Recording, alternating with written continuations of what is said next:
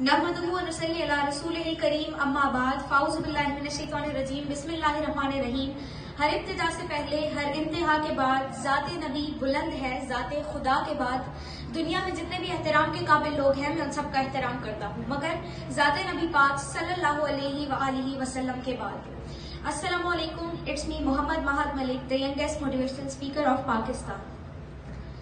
अंदाज़े बयां गर्चे बहुत शौक नहीं है, अंदाज़े बयां गर्चे बहुत शौक नहीं है, शायद कि उतर जाए तेरे दिल में मेरी बात शुरू करते हैं उस वक्त की जब तमाम अच्छे ओहदों और तमाम अच्छे तालीमी इदारों में मुसलमानाने हिंद का दाखिला बंद कर दिया गया था।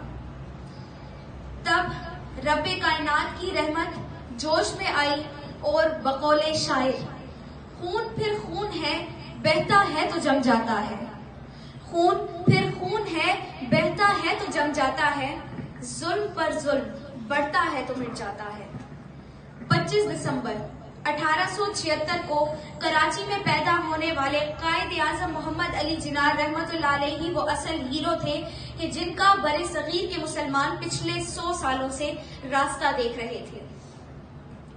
हालात का एहसास दिलाया हमें जिसने, हालात का एहसास दिलाया हमें जिसने, और नींद के गलबे से जगाया हमें जिसने, खतरे से गुलामी के बचाया हमें जिसने, खतरे से गुलामी के बचाया हमें जिसने, आजादी का फिर शौक दिलाया हमें जिसने।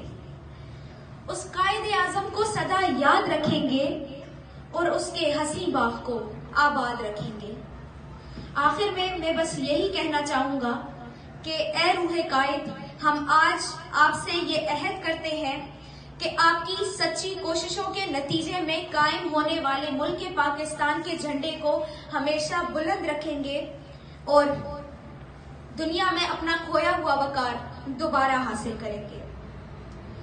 व आखिर दावाना अनिल हम्दुलिल्लाहि रब्बिल आलमीन। अल्लाह हाफिज।